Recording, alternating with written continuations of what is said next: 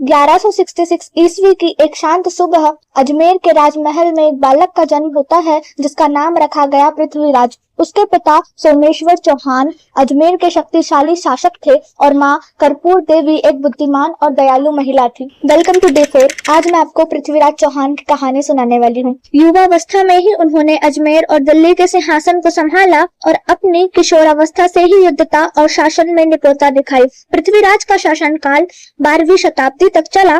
पृथ्वीराज की सबसे प्रसिद्ध लड़ाइयाँ गौरी सुल्तान मोहम्मद के साथ है। 791 में प्रथम तराइन युद्ध में पृथ्वीराज ने गौरी की सेना को करारी शिकस्त दी। उनकी रणनीति और साहस ने गौरी को पीछे हटने पर मजबूर कर दिया।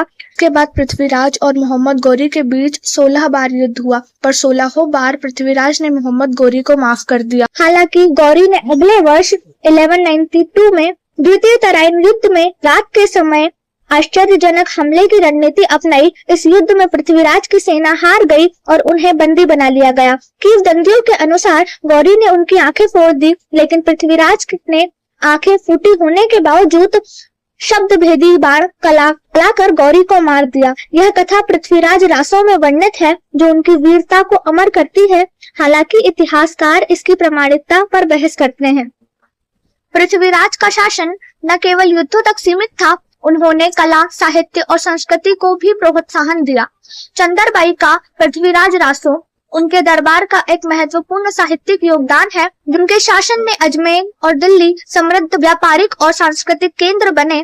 पृथ्वीराज ने अपने राज्य की सीमाओं का विस्तार किया और पड़ोसी राज्यों जैसे चंदेलों और गढ़वालों के साथ गठबंधन बनाए। उनकी प्रेम कथा संयोगिता के साथ भी लोकप्रिय है। किंवदंतियों के अनुसार उन्होंने कन्नौज के राजा जयचंद की पुत्री संयोगिता का अपहरण किया, जिससे जयचंद के साथ उनके संबंध बिगड़ गए। कुछ इतिहासकार मानते हैं कि उनके संबंध बिगड़ने के कारण तराइन युद्ध में जयचंद ने मोहम्मद गौरी का साथ दिया।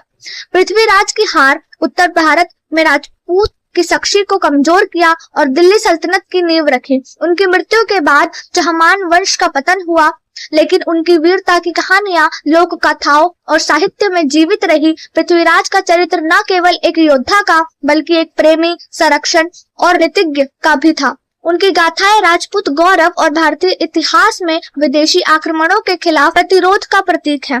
आज भी पृथ्वीराज चौहान को भारत के महान नायकों में गिना जाता है, जिनका नाम साहस और बलिदान के साथ जोड़ा जाता है।